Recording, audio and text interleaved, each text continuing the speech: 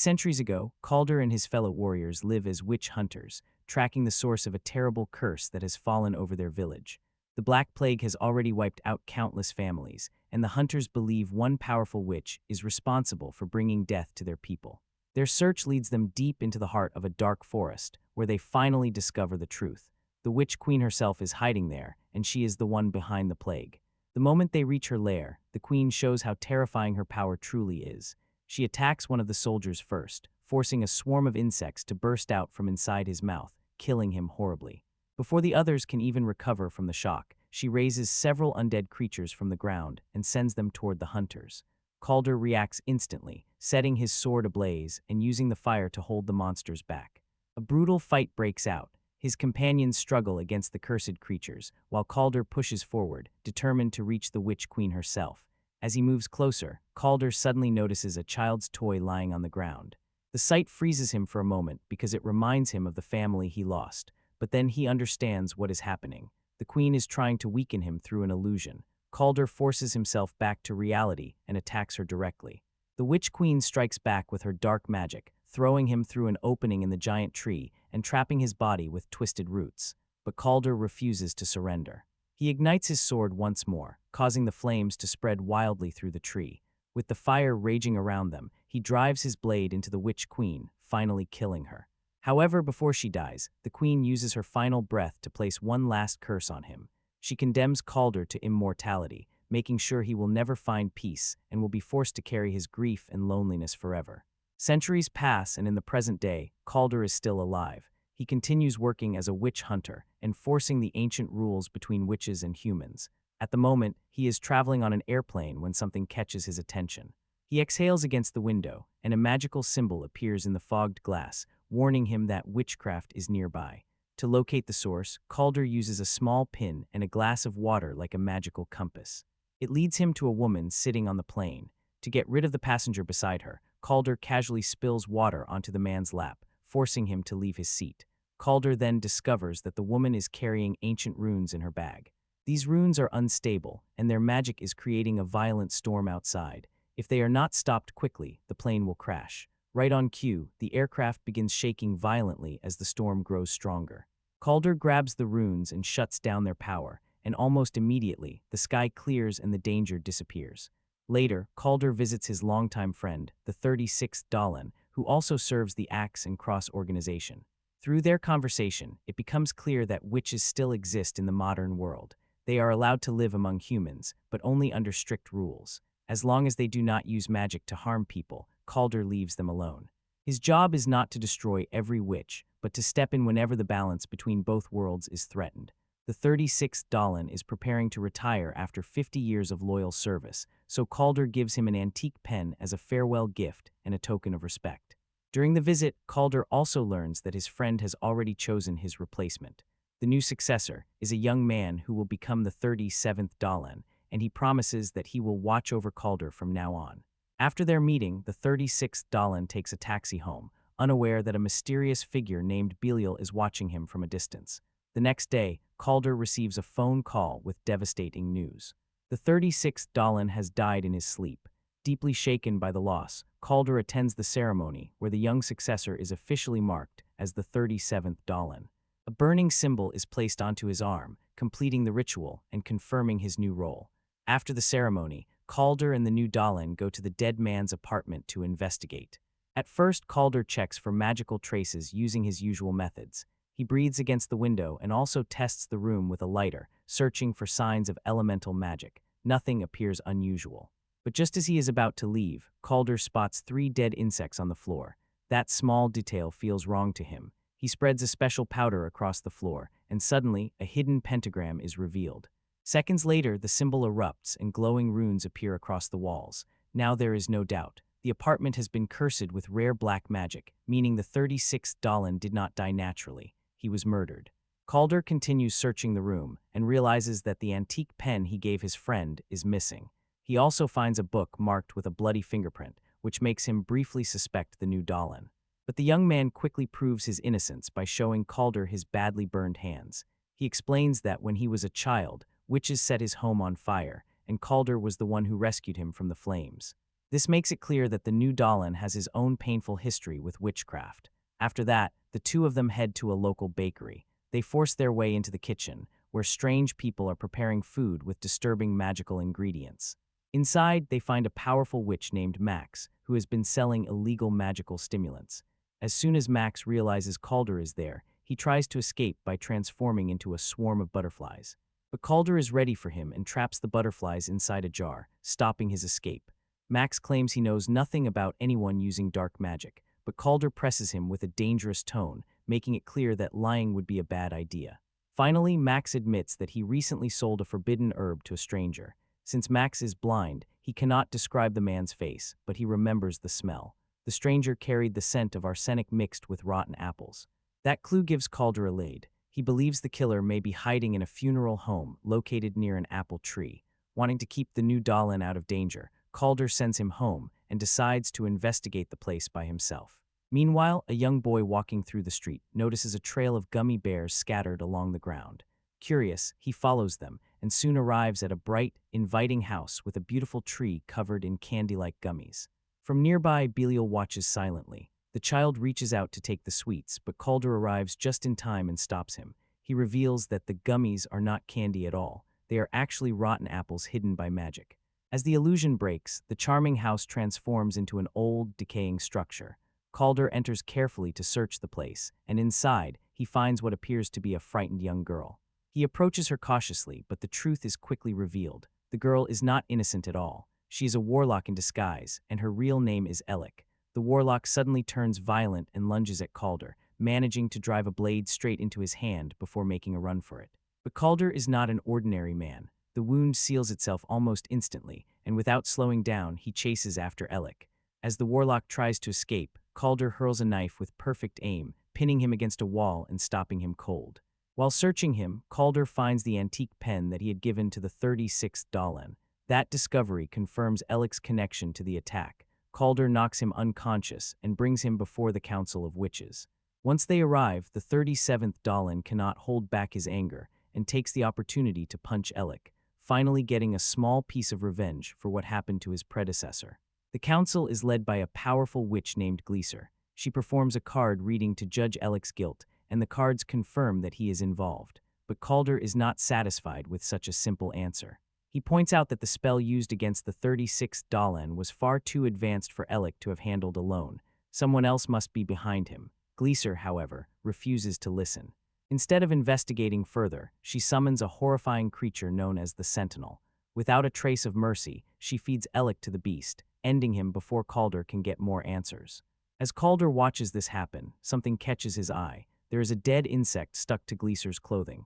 That tiny detail gives him a new thought. He returns to examine the body of the 36th Dahlin more carefully. This time he uses a carved candle to test for hidden magic. The candle reacts, proving that some kind of spell is still present. Calder then checks Dahlin's neck and finds another dead insect. That discovery changes everything. The 36th Dahlin is not truly dead. He is trapped under an old form of black magic, a curse designed to make him appear dead while keeping him imprisoned in a terrible state. There is only one way to break the curse. They must kill the warlock who cast it, but since Elec has already been destroyed, it becomes clear that Elec was not the true mastermind. He had only been serving someone else. Calder then notices a small cut on Dahlin's finger. Remembering the book from the apartment, he returns to examine it again. This time, he realizes the bloody fingerprints were not random. They had been placed deliberately, forming a hidden message that says, "Remember your death." Since Calder has no clear memory of his earliest life and the moment he was cursed, he decides to seek help from someone who can unlock what is buried inside his mind. He goes to a witch bar, but the moment he enters, nearly every witch inside panics and leaves. His reputation is enough to empty the room. Only the owner, Chloe, remains behind. Calder asks her to perform a memory spell. Chloe is reluctant because helping a witch hunter feels wrong to her. After all, Calder has spent centuries hunting witches, but when he explains that he is trying to save an old friend, she softens and agrees. Chloe prepares the spell by placing a memory potion inside a cherry. Calder eats it, and in an instant, his mind is pulled backward. He finds himself once again inside the cursed forest from centuries ago. There he sees something disturbing, his own burned corpse kneeling on the ground. Before he can understand what he is seeing, Belial suddenly appears and tears him out of the vision. Calder wakes to find himself chained to the floor. Thinking fast, he breaks his own fingers so he can slip his hand out of the cuffs. Once free, he goes after Belial, and the two clash in a violent fight, but Calder is still trapped between reality and the effects of the memory spell. His vision keeps twisting, and hallucinations flash before his eyes, making it difficult for him to defend himself properly. Belial takes advantage of Calder's weakened state and sets the bar on fire. Chloe rushes to pull Calder out of the trance, but he is too confused to recognize her. In his mind, she looks like the Witch Queen, and he nearly kills her. At the last second, Chloe blows a powder into his face, breaking the illusion and waking him up. Calder tries to capture Belial again, but Belial opens a hole in the floor made of roots and disappears through it. Chloe grabs a fire extinguisher and tries desperately to save her bar, but the flames spread too quickly. Everything she built is destroyed. Heartbroken and furious, she tells Calder that maybe everyone was right about him. Maybe he really is a monster. Later that night, Chloe is alone in her apartment when she hears a strange noise. Suddenly, the lights burst one by one, throwing the room into darkness. Roots rip open the floor beneath her and begin dragging her down, as if the earth itself is pulling her into hell. She fights with everything she has, trying to break free. Then she sees Calder's hand reaching out to save her. But just as she grabs for it, she wakes up and realizes she is inside the cathedral. Calder and the 37th Dalan have been researching Belial, trying to understand who they are dealing with. Calder asks Chloe for help again. This time, he appeals to her anger, telling her that helping them is the best way to get revenge for the destruction of her bar. Chloe agrees, but there is a problem. With her bar gone, she no longer has the ingredients needed to make the potion, so she takes Calder to the home of a friend who might have what they need. When they arrive, Chloe is crushed to find her friend dead. The place has been attacked, and all the important magical plants have been stolen. Then her dead friend's phone rings. Chloe answers it, but the voice on the other end belongs to Belial. He delivers a threatening message, warning them that more attacks are coming. With no other options left, Calder decides to visit a dangerous witch named Danique. Danique agrees to lend them the plants they need, but the meeting is not as simple as it seems. While Chloe is distracted and checking the ingredients, Calder suddenly begins seeing visions of his dead family. The images feel so real that he becomes completely lost in them. It turns out Danique has betrayed them. Her people grab Chloe, while Calder is trapped inside a memory spell. For a brief moment, Calder is overwhelmed with happiness because he can see his family again. He wants to stay in that illusion, but Chloe refuses to let him disappear inside it. She keeps calling to him, pushing him, talking to him until he finally snaps awake. Back in the real world, Calder realizes Danique's men are dragging him away. He reacts instantly, overpowering them and knocking them all down. Then he finds Chloe and frees her before turning his attention to Danique. Under pressure, Danique swears she does not know Belial's real plan. She only helped him get the plants he asked for. Calder chooses to leave without punishing her, but Chloe is not willing to let Danique walk away untouched. As payback, she steals Danique's magical gem and destroys it. The moment the gem breaks, Danique's illusion vanishes, revealing her true hideous face beneath the glamour.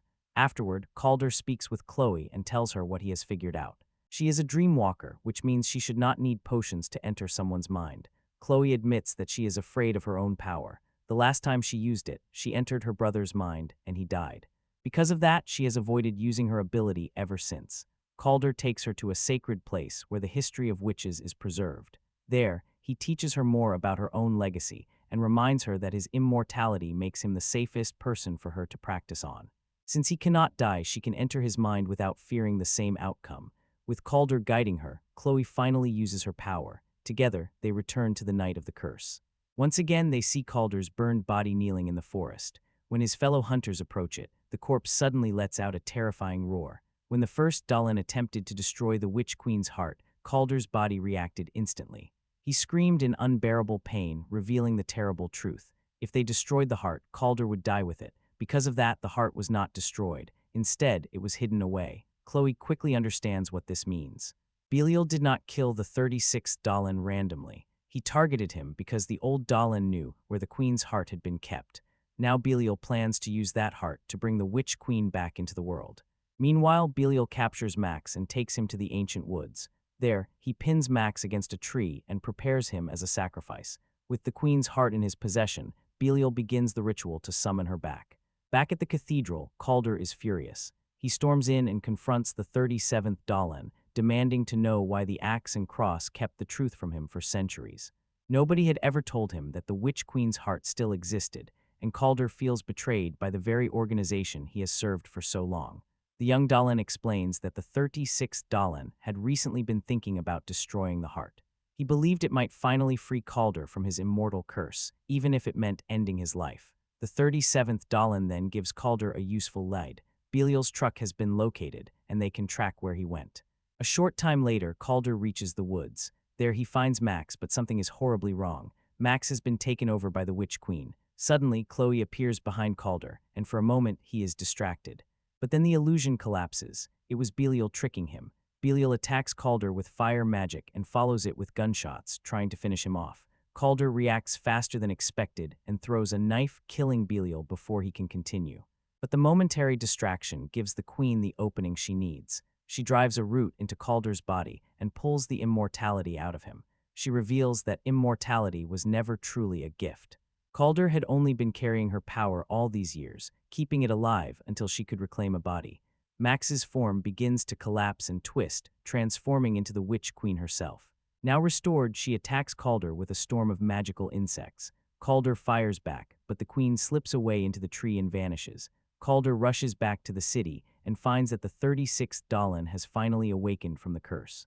But Calder cannot celebrate. He knows the queen is going to unleash a new black plague, and without immortality, he fears he may not be able to stop her. The 36th Dahlin reminds him that he defeated her once before.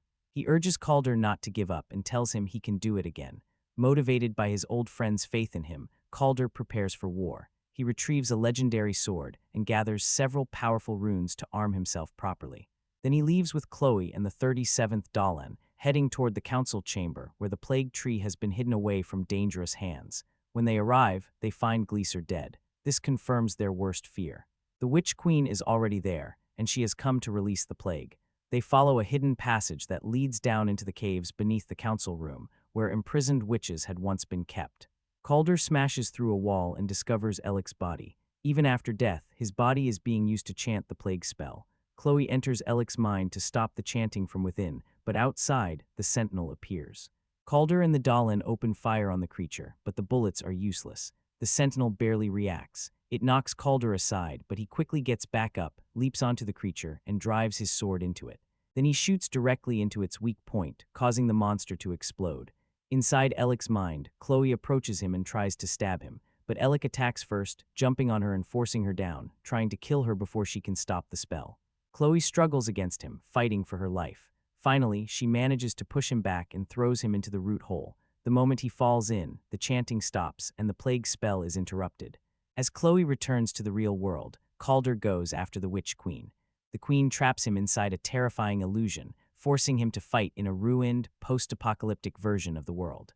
This time, Calder is mortal, so every strike actually injures him. Each hit leaves real scars and wounds on his body. Still, he refuses to back down. After a fierce exchange, Calder manages to stab the queen, but the attack only breaks the illusion.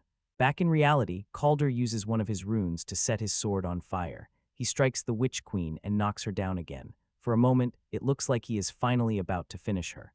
But just as he prepares to deliver the killing blow, the 37th Dahlin appears, holding Chloe at gunpoint. The truth comes out. The 37th Dahlin is also a witch, though he was born without the ability to use magic. The witches Calder killed years ago, the ones who burned his childhood home, were actually his parents. His whole story had been twisted by revenge. He shoots Calder and hands Chloe over to the Witch Queen. The queen immediately uses Chloe to begin the chant again, and this time the plague is released across the city. The 37th Dahlin expects a reward. He believes the queen will finally grant him magical power. But the Witch Queen has no respect for anyone without magic. To her, he is worthless. She kills him with her swarm without hesitation. While Calder lies unconscious, he dreams of his family. Instead of pulling him deeper into grief, they give him strength. They encourage him to rise again and keep fighting. Their presence reminds him that his pain does not have to be the end of him. Calder wakes up and reaches for the weather rune he took from the plane earlier. He attaches its power to his sword, charging the weapon with lightning. Then he throws the electrified blade straight at the Witch Queen. The attack strikes true, destroying her completely and returning immortality to Calder. As his wounds begin to heal, the plague spreading through the city disappears. The queen's body collapses into ash, but her heart continues to beat. Calder raises his sword, ready to destroy it once and for all, even if doing so means ending his own life. But Chloe stops him. She tells him the world still needs him.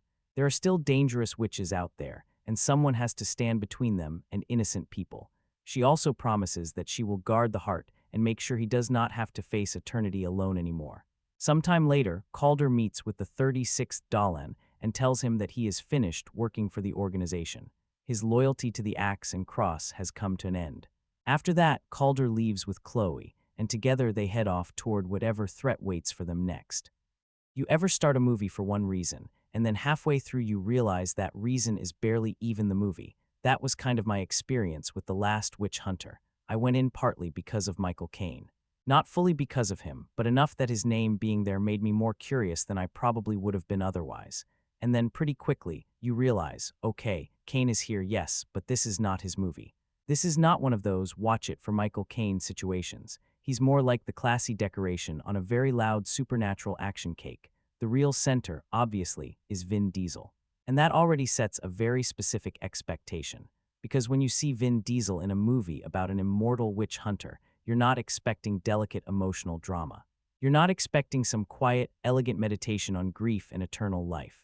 You're expecting gravel-voiced confidence, big fantasy nonsense, dark rooms, magical explosions, and probably at least one scene where Diesel looks at something impossible and reacts like he's mildly annoyed rather than terrified. And honestly, that's pretty much the lane this movie is driving in. I didn't go into The Last Witch Hunter expecting a masterpiece. I don't think most people did. The title alone tells you the kind of movie you're about to watch. It sounds like something you'd find on late-night cable, or something you put on when you want dark fantasy without having to do too much thinking. There's nothing wrong with that, by the way. Sometimes a movie just needs to give you a cursed hero, some weird monsters, a secret magical world, and enough action to keep your eyes on the screen. The problem is when expectations are already low, the movie still has to clear them in a fun way. And that's where things get interesting, because The Last Witch Hunter sits in a strange middle space. It's not instantly unbearable. It's not one of those movies where you know in 10 minutes that you've made a terrible decision. There are names in the cast that make you lean forward a little. Michael Caine gives it some old-school credibility. Elijah Wood showing up makes you wonder if the movie might get weirder or darker than expected. Rose Leslie brings a bit of freshness. And Vin Diesel, whether you love him or not, does have that movie star presence where you kind of understand why someone thought this could become a franchise. But at the same time, you can feel the warning signs early. This is one of those films that wants you to treat it as a big supernatural adventure, but also not question it too much. It wants to be dark, but not too dark. Serious, but not so serious that the silliness becomes embarrassing. Cool, but in that very mid-2010s studio blockbuster way, where everything feels like it was designed with a sequel in mind before anyone made sure the first movie really worked. So the best way to approach The Last Witch Hunter is with very specific expectations. Don't walk in looking for a bold new fantasy universe. Don't expect Vin Diesel's version of Riddick with witches. Don't expect Michael Caine to carry the whole thing. And definitely don't expect a horror movie that's actually going to disturb you. Go in expecting a casual, slightly ridiculous, supernatural action film with some decent ideas, some questionable choices, and a cast that is honestly more interesting than the script sometimes deserves. Because that's where the movie has its best chance. As serious cinema, it struggles. As a franchise starter, it feels overconfident. But as a lazy night watch, the kind of movie you throw on when you want Vin Diesel fighting witchcraft in modern New York. Yeah, there's at least something there. Not magic exactly, but curiosity, definitely. The movie opens with the kind of setup that sounds ridiculous when you say it out loud, but also kind of cool. We're thrown back into the Middle Ages, where everything is grim, muddy, diseased, and basically one bad afternoon away from complete collapse. There's plague, death, frightened villagers, ancient evil, and a group of warriors marching into the darkness to kill the source of it all. The Witch Queen, and at the center of that group is Calder, played by Vin Diesel. Now, this opening is probably one of the more promising parts of the movie, because it immediately gives the story a larger mythic feeling. It's not just some guy hunts witches. The film wants us to understand that Calder's entire life was broken by this evil. The Witch Queen isn't presented as just another random monster. She's tied to plague, destruction, and personal loss. She represents the thing that took everything from him. So when Calder finally reaches her, it has the shape of a classic dark fantasy revenge scene. The warrior confronts the ancient monster. The monster is defeated. The hero wins. Except, of course, he doesn't really win, because before the Witch Queen dies, she curses him with immortality. And that's the central hook of The Last Witch Hunter. Calder kills the queen, but her final revenge is making sure he can never die. His wife and daughter are already gone, and now he can never join them. He is locked out of death, locked out of peace, forced to keep living while the people he loved remain forever out of reach. That idea is actually stronger than the movie sometimes knows what to do with, because immortality in a film like this could easily be treated like a superpower. And to be fair, the movie does sometimes treat it that way. Calder can survive wounds, keep fighting, and walk through centuries like a supernatural action hero. But the real point of the curse is supposed to be emotional punishment. The Witch Queen doesn't just want him alive, she wants him trapped. It's a cruel idea, almost elegant, really. And also, if we're being honest, a little funny in hindsight. Because cursing your killer with eternal life means you've basically created an unkillable witch hunter who can keep ruining witch plans for the next 800 years. As revenge strategies go, maybe not the smartest. But emotionally, it gives the film a strong foundation. The tragedy is there. A man who should have died with his family instead becomes a permanent weapon. He wins the battle, but loses the right to rest. He gets revenge, but not release. That's a solid premise. The problem is not the setup. The setup works. The problem is that the movie has to carry that pain into the modern story, and that's where it starts to wobble. Because in the opening, Calder feels like a man forged by loss. Once we jump ahead, he often feels more like Vin Diesel with a cool coat and a supernatural job description. Still, as basic premises go, The Last Witch Hunter has one with real potential. A medieval warrior kills the Witch Queen. The Witch Queen curses him to live forever. His grief becomes his prison. His curse becomes his mission. That's enough to get you interested. Maybe not enough to guarantee a great movie, but definitely enough to make you think, okay, let's see where this goes. All right, let's talk about the thing that makes Calder interesting and also kind of frustrating. His immortality, so the guy lives forever. Literally. 800 years of hunting witches, walking through history, watching everyone he cares about die while he just keeps going. On paper, that is a goldmine for drama. Think about it, the pain, the loneliness, the weariness of living while everything else fades away. That is a dark, compelling character right there, and sometimes the movie nods at that. You get hints of his grief over losing his wife and daughter, moments where it's supposed to feel like the weight of eternity is on his shoulders. But then, Vin Diesel happens. And suddenly Calder is less tortured immortal and more cool guy who can't die and is really good at fighting witches. There's a tension there the movie never fully resolves. Because if your hero is unkillable, invincible, and largely emotionally unreadable, it's hard to feel stakes. You don't worry if he's going to get hurt. You don't really connect with his pain. You see him fighting, swinging axes, dodging magical attacks, looking annoyed that something interrupted his night, and sure, it's fun, but it's surface level. Now, don't get me wrong. Diesel has the presence for this kind of action. He can look the part, carry the coat, throw a one-liner, and make it look effortless. But Calder's curse is supposed to be tragic. The man is supposed to be exhausted by life itself, haunted by memories, carrying centuries of loss. The film tells us this is true, but we rarely feel it. And that's what makes the immortality a double-edged sword. Conceptually, it's brilliant. Dramatically, it's wasted. We're constantly reminded he can't die, can't rest, can't rejoin the people he lost. But emotionally, most of the time, we just see him being capable, confident, and invincible. The result is a character who is cool, yes, but distant. A superhero with a backstory that should make you ache for him, but instead you mostly just nod and wait for the next witch fight. You know he's supposed to be suffering, but the suffering isn't visible enough to punch through all the action and CGI. And that, I think, is the heart of the problem with Calder's immortality in this movie. The weight is there in theory, the setup is solid, but the execution leaves him feeling more like a mythology-powered action figure than a tortured immortal man, which honestly is both frustrating and kind of fascinating. Because you can see glimpses of the tragedy, you can imagine the epic story that could have been, but for most of the film, you're stuck with the guy being unkillable, competent, and occasionally brooding. It's fun, sometimes, but it's not tragic. Not really, and that's the key tension of Calder's immortality, a brilliant idea that never fully lands. Okay, now we jump from the muddy, plague-ridden Middle Ages straight into modern-day New York. And yes, New York again. Because of course it is. Somehow every hidden magical world in movies finds its way into Manhattan skyscrapers. Don't get me wrong, it makes sense logistically. Big city, lots of people, lots of hiding places. But it does rob a bit of the original Gothic charm the opening promised. So Calder is wandering around this modern city, fighting witches who live secretly among humans. That's the fun part. The movie sets up this hidden world with rules, societies, secret bars, and magical laws. It's like a little shadow economy of witches, warlocks, and other supernatural oddballs. They're quietly walking among us, plotting, scheming, maybe even brewing coffee while they decide whether to resurrect an evil queen. I like the idea. The film treats the supernatural as something that exists just out of our sight, not affecting the normal world too much, which is clever because it keeps the movie grounded enough for modern viewers. And yet, it also means that Calder's battles are often oddly confined. Most of the magical threats feel like isolated incidents rather than world-shaking events. You rarely get the sense that the stakes are citywide or global, even though this is supposed to be an immortal warrior defending humanity. The hidden supernatural world has style, though. Secret witch bars, dream-walking sequences, cursed relics, and odd magical neighborhoods give the city a layer of mystery. The problem is, the film often gets distracted. One minute we're exploring a magical bar, the next we're in some random warehouse, then an apartment, then another chase through CGI-filled streets. The setting is rich, but the movie doesn't always know how to use it fully. Still, when it works, it's pretty fun. The contrast between Calder, this ancient, immortal man, and the modern world adds some humor, some charm, and occasionally a little awe. Watching someone who has lived through centuries navigate Starbucks, taxicabs, and city cops is oddly satisfying.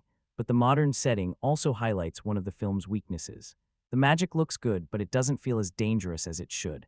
Everything is filtered through CGI, making it flashy, yes, but occasionally hollow. And with Calder being basically unkillable, the hidden threats never feel particularly threatening.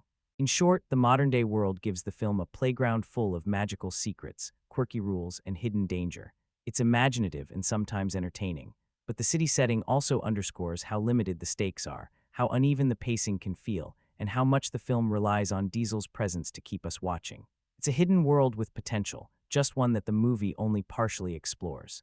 And honestly, I kind of wish it leaned into that a little more, let us peek behind the curtain, see the magic and danger really thrive, instead of just using it as a backdrop for Vin Diesel doing his usual thing.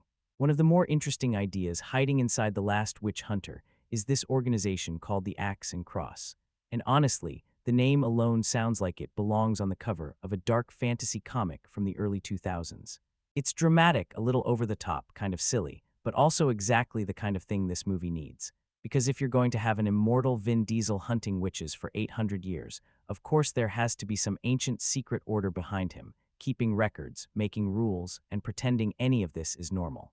The Axe and Cross is basically the church-linked organization that helps maintain the balance between humans and witches. It's not just Calder running around New York doing whatever he wants. At least, that's the idea. There's a system in place. Dangerous witches are judged. Magical laws are enforced. The bad ones are imprisoned. The peaceful ones are allowed to exist quietly among humans. That part is actually pretty cool, because it gives the movie a bigger structure. It suggests that this hidden witch world has history, politics, law, punishment, and compromise. Not every witch is evil. Not every supernatural creature needs to be destroyed.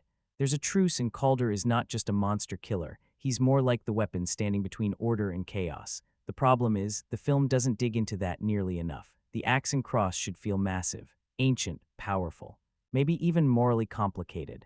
This is an organization that has apparently been dealing with witches for centuries, possibly shaping human history from the shadows.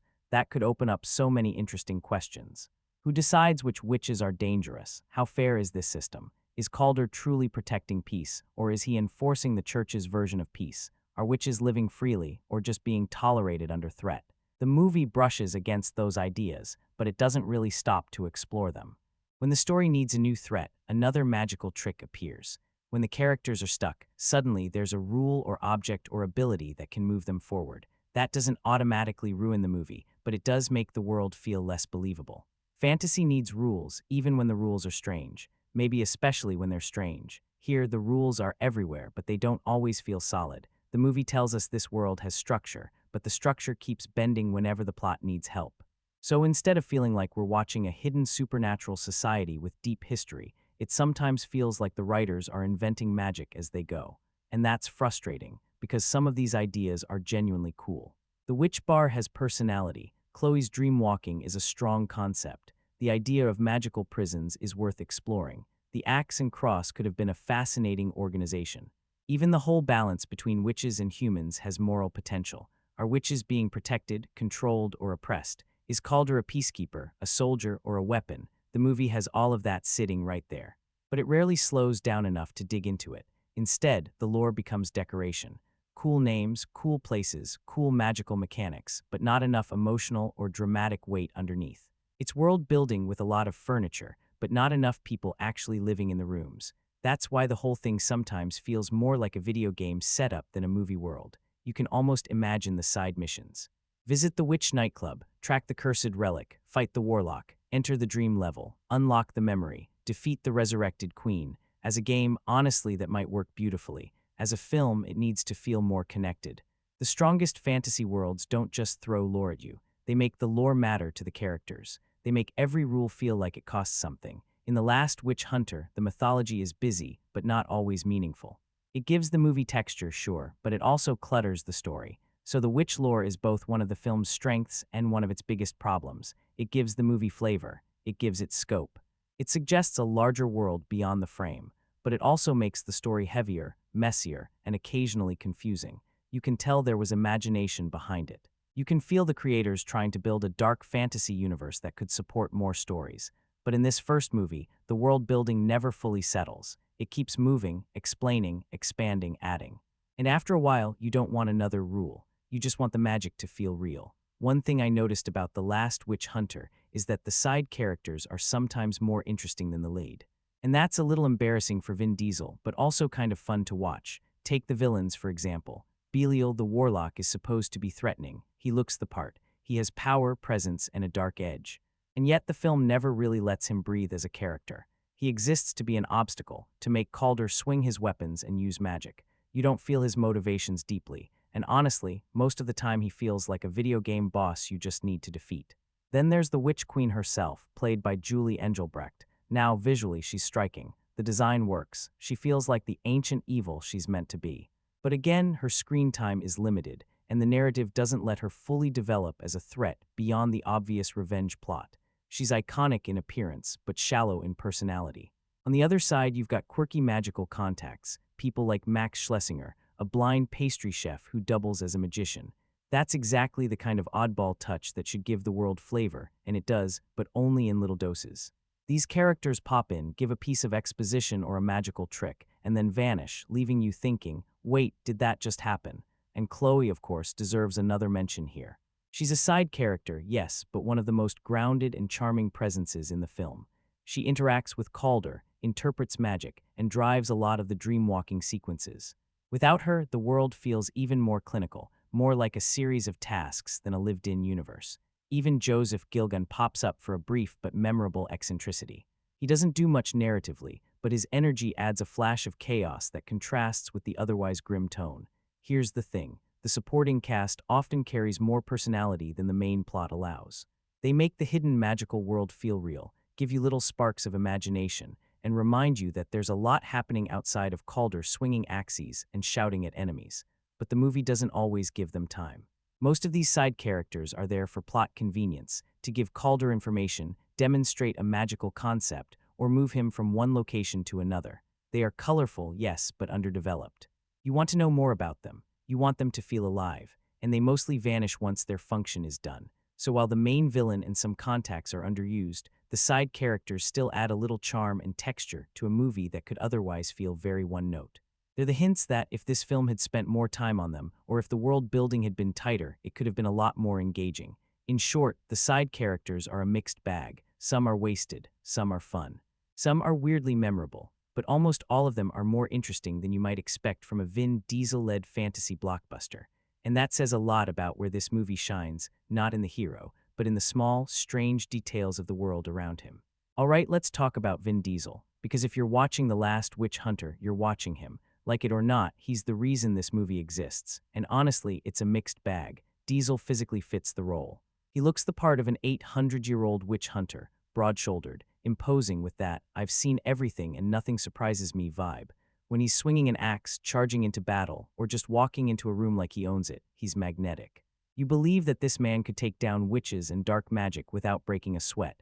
That's Vin Diesel at his core: presence, action, charisma. But the problem is, Calder isn't just supposed to be strong. He's supposed to be haunted. He's supposed to carry centuries of grief. He's supposed to feel the weight of losing his wife and daughter and being cursed to live forever. And Diesel, well, he doesn't really do that part. Not consistently, anyway. There are glimpses of the grief and exhaustion in his eyes, the rare moments where it seems like he's carrying the weight of immortality. But mostly, Calder is flat, distant, and let's be honest, a little too cool for school. The man who has lived for 8 centuries feels more like your favorite action hero dropped into a dark fantasy world than someone truly cursed by time. And that's where the film hits the biggest tension with him. You're supposed to worry about him. You're supposed to feel tension, like maybe this time he could fail, maybe this battle could matter emotionally.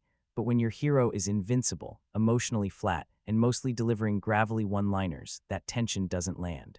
It's fun, sure, but it's surface-level fun. There's also that signature Diesel charm. He throws in the occasional joke, the "I'm too cool for this" vibe, the little side smirk, the glint in his eye. And honestly, some of those moments work. You can see why some viewers enjoy him in this role, even if the movie around him isn't perfect. It's classic Vin Diesel, physicality, attitude, a sense of fun under the surface, but the deeper stuff. The sorrow, the isolation, the centuries of watching everyone he loves die, that never really hits. He stays distant. It's like the character's emotional burden is written in the script, but Diesel's portrayal keeps it at arm's length. So how do you take all this? Vin Diesel as Calder is entertaining. He's capable. He's visually believable as an immortal warrior. And if you're here for the action, the presence, the attitude, he delivers. But if you're looking for emotional depth, someone who really feels the cost of eternal life, or a Calder who haunts your imagination long after the credits, you're probably out of luck. He's a solid action hero in a fantasy setting. He's not tragic, he's not nuanced, but he's Vin Diesel. And in a movie like this, sometimes that's enough to keep you watching. Calder is one of those characters who sounds more interesting in description than he sometimes feels on screen. And that's a shame because the ingredients are there. He's an ancient warrior. He's cursed with eternal life. He lost his wife and daughter. He has spent 800 years hunting witches while the rest of the world keeps changing around him. That's not a bad character foundation. In fact, that's a pretty strong one. You can build a whole tragic fantasy hero out of that. The movie clearly wants Calder to feel like a man carrying history on his back. He's not supposed to be just another monster hunter with a weapon and a leather coat. He's supposed to be tired, haunted, maybe even a little broken. Someone who has lived so long that victory doesn't really feel like victory anymore. But the version we get is much colder than that. Most of the time, Calder feels less like a man crushed by immortality and more like a guy who has simply gotten very comfortable with being impossible to kill. He walks into danger with confidence. He speaks in that calm, gravelly way. He rarely looks truly shaken, and because of that, the curse doesn't always feel like a curse. It feels like a job perk with a sad backstory attached. That's where the character becomes frustrating. The film tells us he misses his family. It tells us he carries pain. It tells us immortality is a punishment. But cinema is not just about being told something. We need to feel it in the way he moves, in the way he reacts, in the quiet moments where the mask slips. And Calder's mask barely slips. There are little hints, sure. A look here, a memory there, a few lines about what he lost. But then he goes right back to being the untouchable fantasy action hero. Cool coat, big weapon, no fear. It's entertaining in a simple way, but it keeps the character at a distance. The strange thing is, Calder's loneliness could have been the heart of the entire film. Imagine living for 8 centuries and having every relationship come with an expiration date. Every friend gets older. Every ally disappears. Every Dahlin eventually has to be replaced. The world keeps modernizing, but your grief stays ancient. That's powerful. The movie brushes against that idea, especially through the Dahlins and his connection to the past, but it never really sits with it long enough. It's more interested in the next magical clue, the next villain, the next burst of CGI. So Calder becomes more of a functional hero than a deeply felt person. He has motivation, but not enough vulnerability. He has a tragic past, but not enough visible pain. He has a mythic setup, but not enough emotional texture. And that's why he ends up feeling oddly hollow. Not useless, not boring exactly, but thinner than he should be. The character should have weight. He should feel like a walking wound. Instead, he often feels like a supernatural action figure placed inside a world that wants him to be tragic. To be fair, Calder still works on a basic entertainment level. If all you need is an immortal warrior hunting witches, he does the job. He has presence. He has a clear mission. He looks right in the middle of all the dark fantasy chaos. But the movie keeps hinting at a deeper version of him, and that deeper version never fully arrives. That's the real disappointment. Calder is not a bad character idea. He's actually a very good character idea. But the execution leaves him stuck between two versions, the haunted immortal the story needs, and the cool action hero the movie keeps giving us. And by the end, you remember the concept more than the man. Now let's talk about Michael Caine, because in a movie like The Last Witch Hunter, he's the one who reminds you that the cast actually matters. Caine plays Dahlin 36th, Calder's handler, the priest who keeps records, the one who links him to the axe and cross. On paper, it's a supporting role, maybe even a small cameo, but as soon as he steps on screen, you notice the difference. The man brings presence, gravitas, and a sense of reality to what could otherwise feel like pure CGI chaos. He's the calm in the middle of all the witch explosions, the grounded voice in a world of curses, immortals, and dreamwalking. When he explains the rules, the stakes, or just recites a bit of magical history, you actually believe him. He's not flashy, he's not overacting, he just is, and that makes the fantasy world feel more solid. It's easy to see why some viewers came for Kane. You know he's reliable. He elevates material simply by being in it. Even when the plot is messy, or the exposition is heavy-handed, he gives it weight. You can tell he's trying to do the job well, even if the script doesn't give him much room to play. And yes, the movie is aware of that. Kane's Dahlin is the link between past and present. He bridges Calder's centuries of hunting and the audience trying to understand what's happening. When he's attacked, when he retires, when the baton passes to Dahlin 37th, that's the moment the movie tries to make the story feel urgent. And Kane makes that urgency believable. There's also a subtle charm in watching him interact with Vin Diesel. Diesel's often aloof, stoic, larger-than-life presence is softened a little by Kane's measured, slightly wry professionalism. You get the sense that Calder may be the star, but Dahlin 36th is the one quietly keeping the whole operation grounded. Honestly, a lot of the movie's credibility comes from Kane alone. Without him, the supernatural bureaucracy, the mystical rules, even some of the emotional stakes would feel far thinner. With him, the world feels like it has some structure, like there's someone who actually knows what they're doing. Of course, he's not given much screen time, and some moments feel like he's just there to drop exposition. But that's Kane's gift. He can make even minimal material feel like it matters. He's steady, he's reliable, and he's utterly watchable. So yes, Dahlin 36th is a supporting role, but Kane makes it the kind of supporting role that leaves an impression. You may forget the CGI battles, the villains, or even the immortality curse. But you remember him, and in a movie like this, that counts for a lot. Elijah Wood showing up in The Last Witch Hunter is one of those casting choices that makes you pause for a second. Not in a bad way, exactly. More like, okay, interesting. What is he doing here? He plays Dahlin 37th, the younger priest assigned to step into the role previously held by Michael Caine's Dahlin 36th. And on paper, that should be a pretty strong position in the story. He's not just some random sidekick. He's becoming the new handler for an immortal witch hunter. He is inheriting a role tied to centuries of secret history, church authority, magical law, and danger that most normal people will never even know exists. That is a good setup. The problem is, the movie does not give him enough weight. Elijah Wood has a naturally interesting screen presence. There is always something slightly nervous, observant, and intelligent about him, and that could have worked really well here. Dahlin 37th should feel like someone stepping into shoes that are too big for him. He should be dealing with pressure, fear, curiosity, maybe even doubt about the whole axe and cross system. But most of that stays in the background. Instead, he is mainly used as the new priest in the room. He follows Calder, provides information, reacts to supernatural danger, and helps move the investigation forward. Functionally, he does his job, but emotionally, the character does not really open up. And that is frustrating because the transition from Dahlin 36 to Dahlin 37th could have been one of the movie's better dramatic threads. Michael Caine's character has history with Calder. There is trust there, a rhythm, a sense of old friendship. Then Elijah Wood comes in as the replacement, and you can feel the movie trying to create that new partner energy. But it never fully develops. Calder should have to adjust to him. Dahlin 37th should have to prove himself. Their relationship should have friction, maybe even some emotional awkwardness. After all, Calder is immortal. He has done this before. He has seen Dahlins come and go. For him, this is not just a staffing change. It is another reminder that everyone around him is temporary. That idea is sitting right there. The film barely touches it. Wood is not bad in the role. That is important to say. He is competent. He fits the priestly look better than you might expect, and he brings enough seriousness to keep the character from feeling completely disposable. But he is also underwritten. He is not given many memorable lines, not many strong emotional beats, and not enough room to become a real counterweight to Calder, so he ends up feeling a little wasted. There are moments where you almost wonder if the movie cast Elijah Wood because his presence alone brings a bit of genre credibility. He has that connection to fantasy and horror-adjacent material, and seeing him in a supernatural film creates certain expectations. You think maybe he will bring something strange or layered to the story. Instead, the role is mostly practical. He is there because the plot needs a Dahlin 37th. That does not make him useless. He adds structure.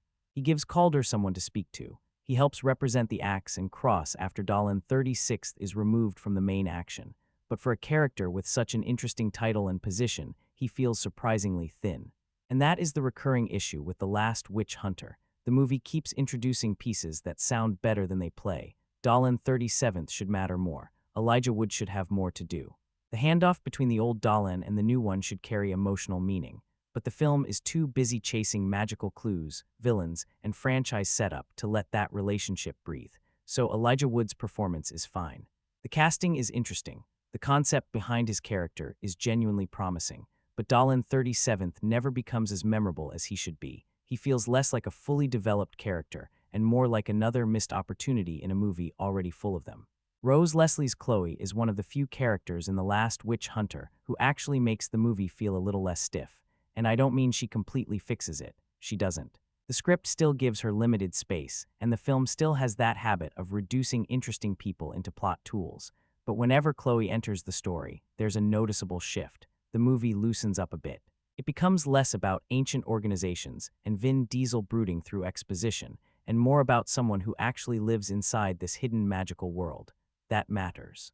Chloe is a witch, but she's not framed as some grand evil figure or mysterious ancient villain.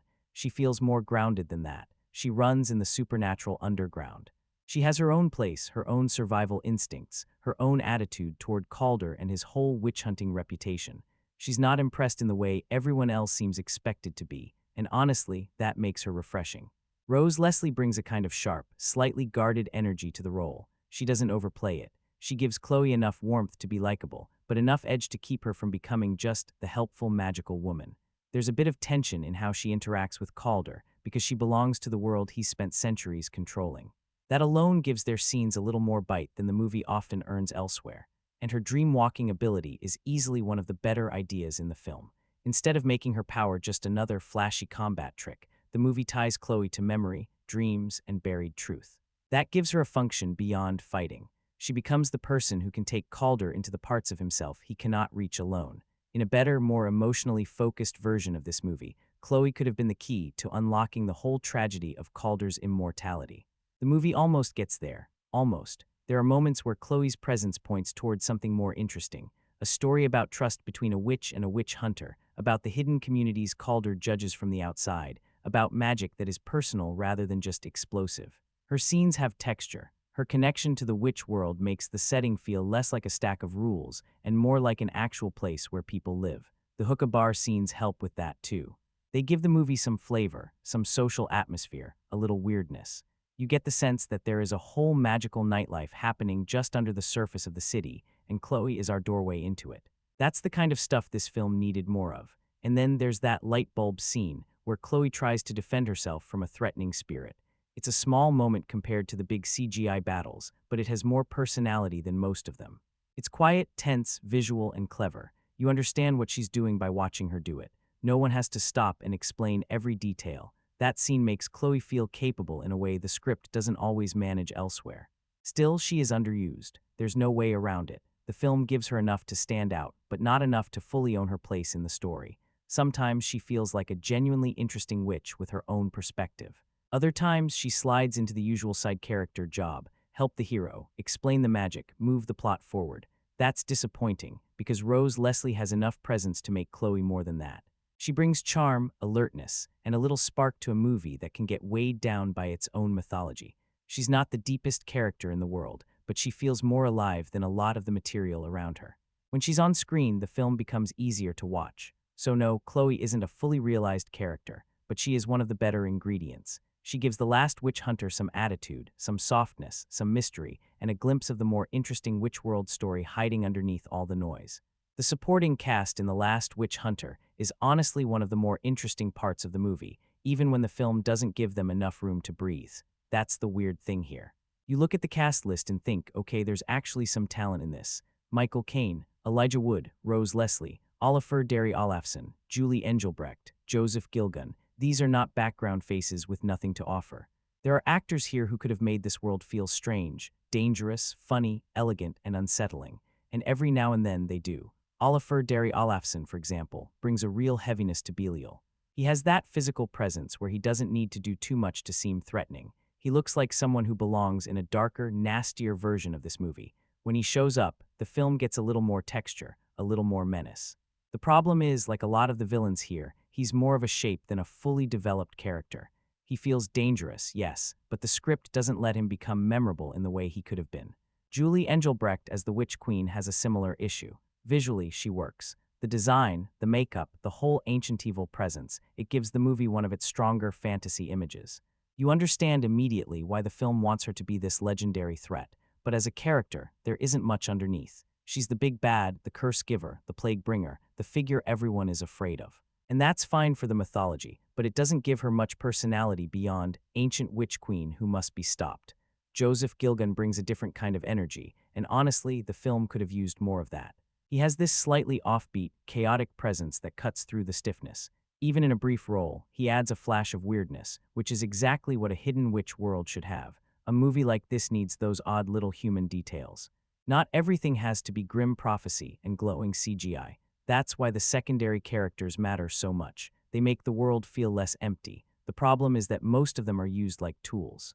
One character gives Calder information, another demonstrates a magical threat, another shows up to look dangerous, another exists to connect the plot from one scene to the next. They add flavor, but the movie rarely stops long enough to let them become people. And that's frustrating, because the supporting cast often hints at a more colorful version of the film. A version where the witch society has more personality, where the villains have motives beyond revenge and resurrection, where side characters don't just appear, deliver their function, and vanish. You can feel actors trying to bring something to the material. Michael Caine gives dignity.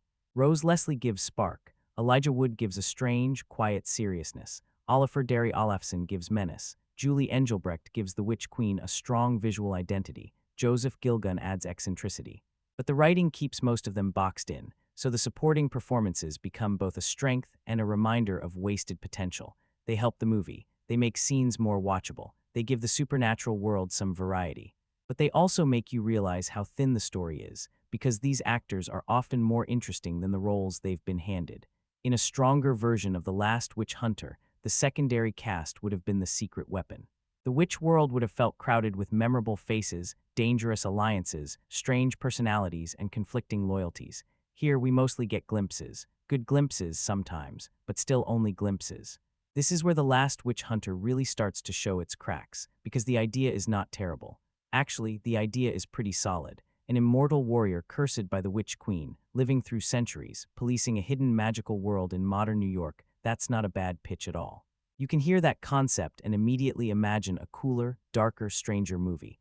But the script never quite turns that idea into a strong story. It has a lot going on, maybe too much.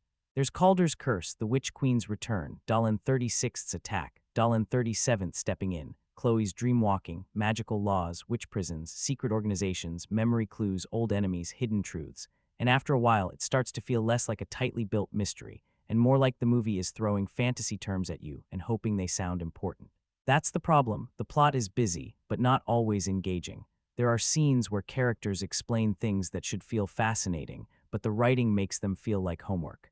Someone will mention a rule, then another rule, then a curse, then a loophole, then a piece of history, and you're sitting there thinking, okay, I understand the words, but why don't I care more? And that's not because the world lacks potential. It's because the story doesn't give the mythology enough emotional weight. The movie wants Calder's immortality to feel tragic. It wants the Witch Queen's return to feel terrifying. It wants the hidden witch world to feel vast and dangerous. But the screenplay keeps rushing through the human side of those ideas. It gives us information, not always feeling. It gives us plot mechanics, not always drama. Even the dialogue has that problem. A lot of it feels stiff, obvious, or just a little too polished in that generic blockbuster way. Characters say what the scene needs them to say, but not always what real people, or even interesting fantasy characters, would actually say. There are one-liners here and there, and a few of them have a bit of charm, but most of the dialogue is just functional. It moves the scene forward. It does not make the scene memorable. And then there's the structure. The movie plays like it wants to be a supernatural detective story, an action film, a gothic fantasy, a franchise origin, and an emotional tragedy all at once. That's a lot to balance. A better script could have made those parts work together. Here, they mostly bump into each other. 1 minute we're dealing with grief and immortality, then we're chasing magical clues, then we're inside a dream. Then we're getting another lore explanation, then something explodes, Then the movie remembers it has a villain. It keeps moving, sure, but the movement doesn't always feel clean. The most frustrating part is that you can see the better version hiding underneath. The doll ends could have been used to explore Calder's loneliness. Chloe could have made the witch world feel more morally complicated. The axe and cross could have raised questions about power, control, and whether this truce is actually fair. The Witch Queen feels like a real ancient evil, not just a CGI boss waiting for the final act. Calder's mission feels personal because everything around him is already ruined. You understand why he hates this force. You understand why killing the queen matters. The setting is doing half the storytelling for the movie, and then we jump to modern New York. Now, that's not automatically a bad idea. An immortal medieval warrior living in the present day, hunting witches through a modern city, that should be fun. There's a strong contrast there. Old curse, new world. Ancient magic hiding behind glass buildings and busy streets. Secret witch societies tucked away under everyday life. On paper, it works. But on screen, the modern sections feel more ordinary. New York has been used so many times for this kind of hidden supernatural world story that the movie has to work harder to make it feel fresh. And The Last Witch Hunter doesn't always do that. Once we leave the Middle Ages, some of the rough Gothic personality fades away. The film becomes sleeker, cleaner, more digital, more familiar. You still get interesting bits. Chloe's Witch Bar has flavor. Some of the secret magical spaces are cool. The idea that witches are living quietly among humans gives the city a hidden layer, but the movie doesn't explore that layer deeply enough. It mostly uses New York as a backdrop for clues, exposition, and CGI fights. That's where the contrast hurts the film. The medieval opening feels like a world. The modern New York material often feels like a setting. There's a difference. In the past, everything seems shaped by fear and magic. In the present, the magic often feels pasted on top of a standard urban action movie. Calder walks through the city, talks to contacts, visits apartments, follows leads, fights supernatural enemies, and the whole thing moves along fine. But it rarely has the same atmosphere as the opening, and that makes you wonder what the movie could have been if it had kept more of that early texture. Maybe the modern world needed to feel uglier, stranger, more haunted.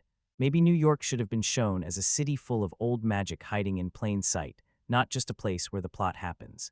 Maybe the film needed more contrast between normal life and the witch world, so every hidden door felt like entering a different reality. Instead, after that promising medieval start, the movie settles into a more familiar rhythm. That doesn't ruin it completely. The modern sections are still watchable. Vin Diesel moving through secret witch society has its own pulpy appeal. But the opening gives the film a stronger identity than the rest of it can maintain, and that's frustrating. Because for a few minutes, The Last Witch Hunter feels like it might become a dark, mythic, plague-soaked fantasy adventure. Then it becomes a modern supernatural action movie in New York. Not terrible, just less interesting. You can feel The Last Witch Hunter trying very hard to become a franchise, not in a subtle way either. The movie has that whole Chapter 1 energy from the beginning. Ancient curse, immortal hero, secret organization, hidden supernatural society, magical rules, recurring priest handlers, dream-walking ally, ancient villain, unfinished mythology. It's all built like the starting point for something bigger. And honestly, you understand why. On paper, this world could support more stories. Calder has been alive for 800 years. That alone gives you endless flashbacks, old enemies, forgotten missions, different historical periods, and supernatural grudges waiting to resurface.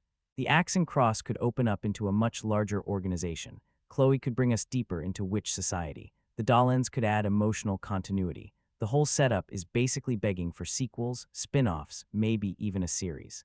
The problem is, a franchise starter still has to work as a movie first, and that's where The Last Witch Hunter struggles.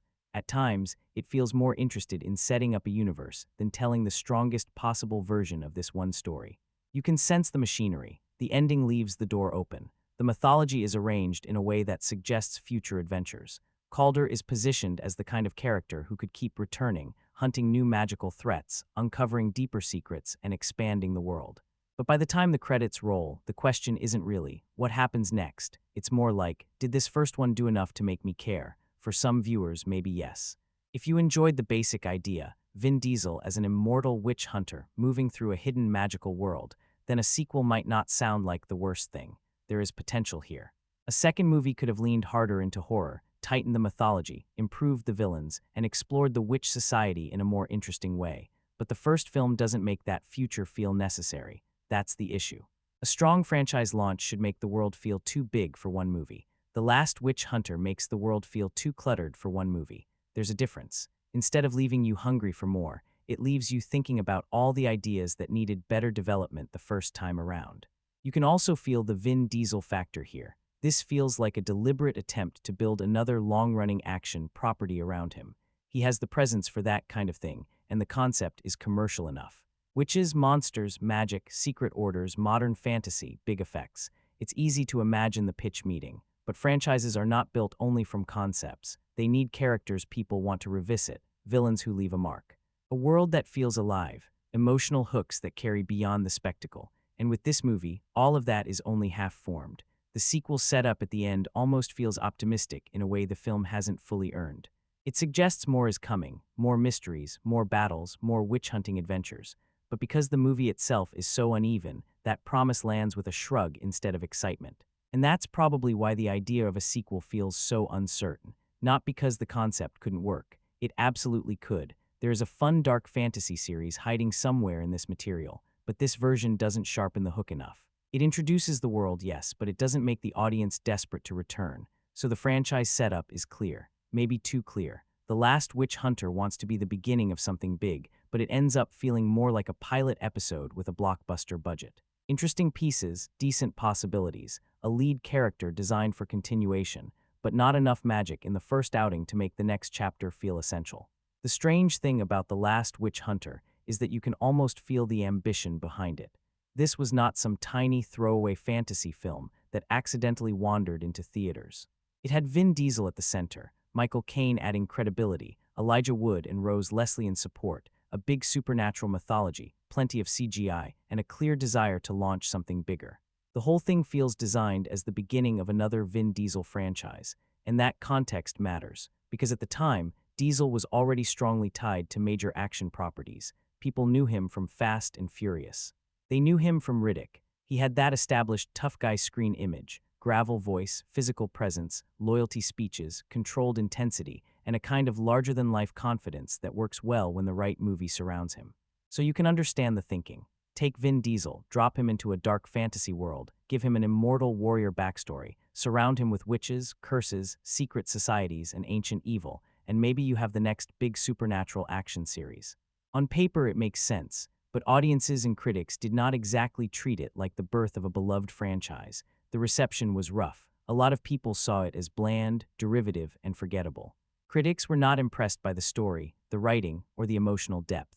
Some viewers enjoyed it as casual popcorn entertainment, sure, but the overall feeling was that the film simply didn't land strongly enough. It came out, made some noise, and then faded pretty quickly. And that fading is important, because franchise starters cannot afford to be forgettable. A first film does not have to be perfect, but it does need to leave people wanting more. It needs a character you want to follow again, a world you want to revisit, or at least a villain or final scene that sticks in your head. The Last Witch Hunter has the shape of all that, but not the impact. For Vin Diesel, it also feels like a slightly awkward career move. You can see why he might have wanted another action identity outside of cars and sci-fi antiheroes, but Calder never became that iconic new character. He has the coat, the weapons, the curse, the tragic backstory, all the ingredients, but he doesn't have the same memorable spark as Diesel's stronger roles. And that's probably why some viewers saw the movie as a step back. Not because Diesel couldn't carry a fantasy film in theory, but because this particular project didn't give him enough to work with. Or maybe, depending on who you ask, he didn't bring enough to the role himself. Either way, the result didn't strengthen his screen image. It mostly made people compare it to the roles where he had already worked better. There's also that feeling that the movie wasted some of its cast. Michael Caine gives the film class, but he's underused.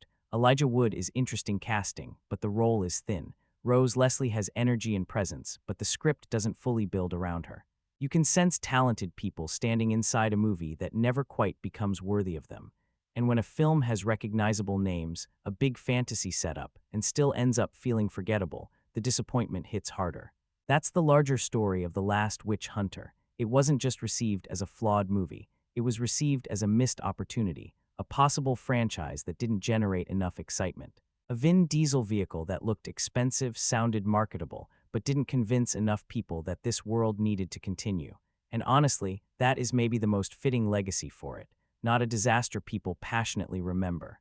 Not a cult classic that found its audience overnight. Just a movie that arrived with franchise energy, got met with shrugs and criticism, and then slipped into that strange category of films people rediscover later and say, oh yeah, that existed. For casual viewers, it might still work on a quiet night. But in terms of reception, box office conversation, and Vin Diesel's larger career, The Last Witch Hunter feels less like the start of a new legend, and more like a reminder that star power alone cannot build a franchise. The magic has to be there too. Okay, here's a fun thought. The Last Witch Hunter almost reads like a video game waiting to happen. Hear me out. Calder is an immortal warrior with centuries of experience, moving through a hidden supernatural world, hunting witches, battling powerful enemies, unlocking secrets, and discovering hidden lore. That's practically a blueprint for a third-person action RPG. You could imagine leveling up Calder, upgrading his weapons, learning new magical abilities, taking on boss witches, exploring both medieval ruins and modern New York, and slowly uncovering the mysteries of the axe and cross. The world already feels like it's divided into zones. The creepy medieval backdrops, the hidden corners of modern cities, secret witch lairs, dark magical bars. You can picture maps, side quests, hidden collectibles, and environmental storytelling that gives you hints about the history of witches, the Dollens, and Calder's long life. Even Chloe's dreamwalking could be a gameplay mechanic. Think Enter Memories sequences where you solve puzzles, navigate illusions, and uncover vital clues. Belial and the Witch Queen could serve as epic boss fights. The magic, the weapons, the cursed immortality, it's all there. Honestly, I wouldn't be surprised if someone has thought about it already. The narrative structure is actually suited to episodic challenges. The action scenes, while inconsistent in the movie, could translate beautifully into dynamic combat systems. You'd have Calder fighting hordes of witches, countering spells, and surviving situations where death isn't permanent, which is perfect for a game that plays with risk and skill instead of simple failure. Even the pacing issues of the film make sense in this context. In a video game, you can explore at your own speed. The lore dumps, the exposition, the dream sequences, all of that could be interactive and engaging rather than lecture-like. Players could piece together the story as they progress, making the mythology part of the adventure instead of a burden. In short, while the movie struggles with tone, plot, and pacing, the universe it presents has undeniable potential as a video game. If someone made this into an RPG or an action-adventure game, it could be a lot of fun, immersive, combat-heavy, with a dark magical aesthetic and a sprawling world to explore. So if nothing else, watching the movie makes you think, man, this could be a killer game. And honestly, that's maybe the most exciting thing about The Last Witch Hunter. Here's the thing. The more I think about The Last Witch Hunter, the more I feel like this story might have worked better as a TV series. Not necessarily a great one, but definitely a more natural one. Because the movie has too much mythology for one film, but not enough emotional depth to make all that mythology land in under 2 hours. It throws witch laws, secret organizations, magical prisons, dreamwalking, ancient curses, Dollens, rogue witches, and resurrection plots at you like it's trying to unload a whole season's worth of ideas in one sitting. And that's exactly the problem. As a film, it feels crowded. As a series, that same material could breathe. Imagine each episode exploring a different corner of the witch world. One episode could focus on a rogue witch breaking the truce. Another could dig into the axe and cross archives. Another could follow Chloe into the dream world. Another could show a past version of Calder in a different century, dealing with some old enemy who still has unfinished business with him. That sounds more interesting already. The Dollens especially would benefit from a series format. In the movie, they're a cool idea that doesn't get enough space. But on television, you could really explore what it means for generation after generation of priests to serve beside an immortal man. You could show the emotional cost, the trust, the tension, the way Calder keeps outliving everyone who tries to guide him. That kind of slow-burn sadness needs time. The Witch Society also feels like something that should be expanded gradually. The movie gives us glimpses, witch bars, magical rules, hidden communities, dangerous factions, but it mostly uses them as background decoration. In a series, those details could become the main attraction. You could actually see how witches live, what they fear, what laws they follow, and whether Calder is really protecting peace or just enforcing someone else's version of order. That moral gray area could have made the whole thing stronger. And honestly, Calder himself might work better in smaller stories. In a movie, he has to be the franchise-starting action hero. Big entrance, big threat, big final battle. But in a series, you could let him be quieter sometimes. Stranger, more tired. You could let immortality feel repetitive, lonely, even boring in a painful way. One case at a time, one century at a time, the character might slowly become more human. That's the version I want to see. Not just Vin Diesel walking through New York fighting CGI witches, but an immortal hunter stuck in a world he understands too well and too little at the same time. Of course, it would still need better writing. A TV format alone doesn't magically fix weak dialogue or bland villains, but the structure would help. It would give the mythology room to unfold instead of being dumped on the audience. It would give the side characters time to matter. It would make the hidden supernatural world feel lived, in rather than briefly visited. Even the action could improve. Instead of trying to make every fight look like a final boss battle, a series could vary the rhythm. Some episodes could be horror-heavy, some could be detective stories, some could be fantasy adventure, some could be almost entirely character-driven. That variety would fit this universe better than one overstuffed blockbuster. And maybe that's why the movie feels so frustrating. It doesn't feel like a story with no potential. It feels like a pilot episode that got inflated into a theatrical release. You can see the pieces of a better long-form version scattered everywhere. Calder's past, Chloe's powers, the axe and cross, the Dollens, the witch factions, the old grudges, the hidden magic beneath modern life.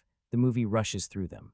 A series could have lived inside them. So yeah, if The Last Witch Hunter ever had a second life, I honestly think television would have been the smarter direction, not because the movie demands a sequel, but because the world it hints at is bigger, weirder, and more interesting than the film actually has time to show. At the end of the day, The Last Witch Hunter works best if you treat it like what it is, casual entertainment. It's not trying to be high art. It's not trying to reinvent the genre. It's not even really trying to scare you. What it does do is give you an 800-year-old immortal warrior, a hidden supernatural world, magical battles, and Vin Diesel swinging axes and delivering quips while buildings explode around him. That's a lot of fun if you switch off your critical brain for a little while, and honestly, the movie can be kind of enjoyable that way. You don't need to think too hard. You don't need to untangle complex plots or puzzle over inconsistent world building. You just sit back and watch Calder handle witches, deal with cursed enemies, get some exposition from the Dollens, and occasionally get a little humor from Diesel or Chloe's playful moments. It's easy to see this movie working on a weekend night with friends, maybe a pizza or a beer. You'll get some decent action, some colorful CGI, some gothic visuals, a little horror atmosphere, and a world that looks interesting enough to keep your attention. You might even chuckle at some of the dialogue, or enjoy the sight of Michael Caine delivering lines with gravitas amidst all the chaos. The pacing is fast enough to keep you engaged. Scenes move along, fights pop up frequently, and there's always some spectacle to glance at. You're never really bored in the sense that nothing is happening, even if you do notice that the story is a bit formulaic or the emotional stakes don't fully land. It's also forgiving in tone. The movie knows it's over the top at times, and it leans into that pulpy energy. It's not ashamed to be Vin Diesel swinging axes through CGI witches while a secret magical war brews under New York City. It doesn't demand that you take it seriously, which makes it easier to enjoy. So, while The Last Witch Hunter has flaws, predictable plot, derivative elements, uneven pacing, underused villains, it still delivers what you might actually want from a movie like this. Distraction, action, and spectacle. If you go in expecting a masterpiece, you'll probably leave disappointed. But if you go in expecting a light, supernatural action romp with some gothic flair, a few laughs, and Vin Diesel being his tough, charismatic self, well, it actually works. It's casual, it's fun, it's forgettable, and that's kind of its charm. In short, perfect for a lazy night on the couch, not for a deep dive into storytelling brilliance, but sometimes that's exactly what you want from a movie. Alright, let's wrap up the good stuff about The Last Witch Hunter, because there's actually more here than you might expect. First off, the cast. Vin Diesel brings his usual charisma, gruff, confident, a little cocky, but perfectly suited to Calder's immortal action hero persona. He may not be deep, but he's entertaining to watch, and he carries the movie through most of the spectacle. Michael Caine adds gravitas, even if his screen time is limited. Elijah Wood and Rose Leslie bring charm and energy, helping to fill in the gaps where the story doesn't give them much to work with. And some of the secondary cast, like Olafur Darri Olafsson as Belial, pop in brief but memorable ways. Visually, the movie has moments that are genuinely cool. The Middle Ages sequences are dark, gothic, and textured. The modern New York sections, while more familiar, still manage some stylish shots and hidden magical spaces. Chloe's dream-walking sequences stand out as small but effective glimpses of atmosphere and tension.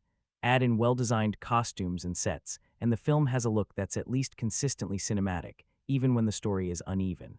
The action is another strength. Big, flashy, and often fun, the battles are full of energy.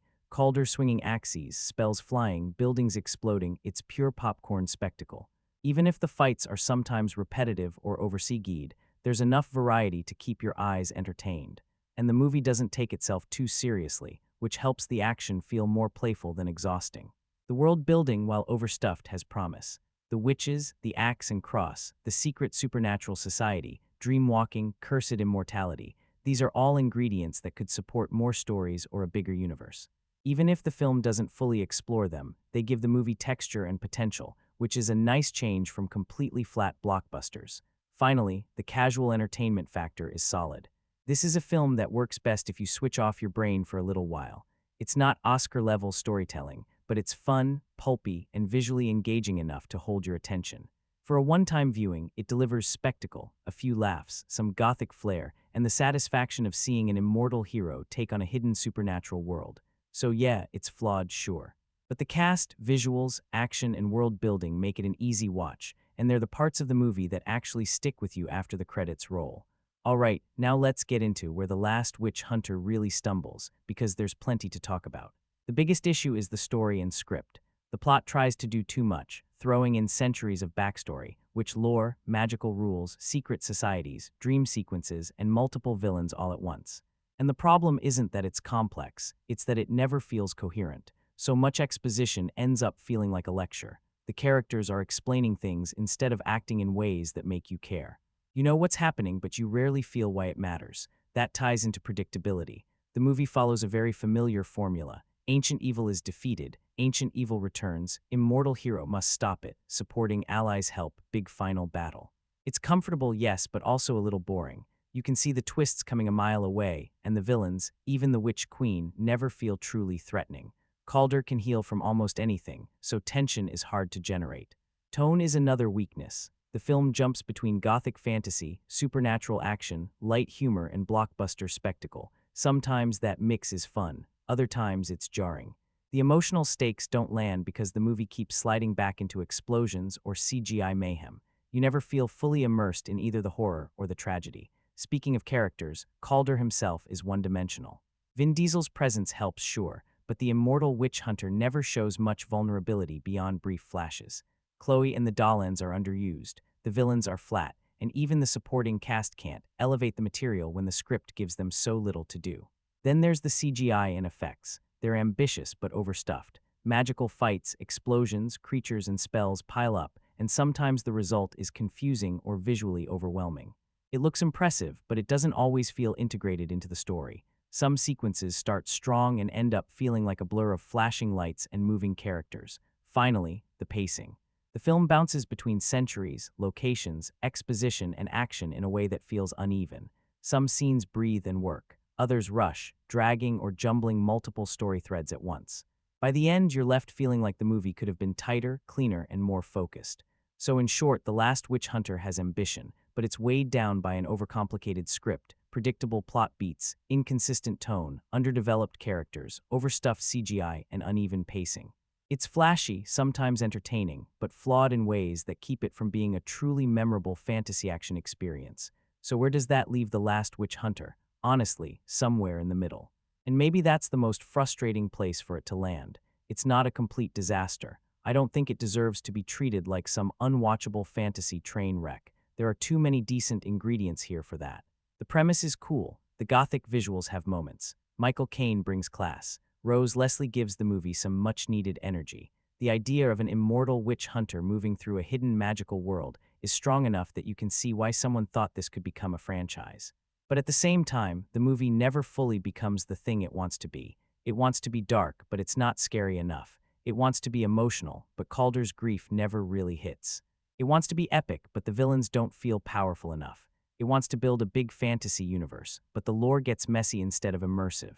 And it wants Vin Diesel to feel like this tragic, ancient warrior, when most of the time he just feels like Vin Diesel in a supernatural action movie.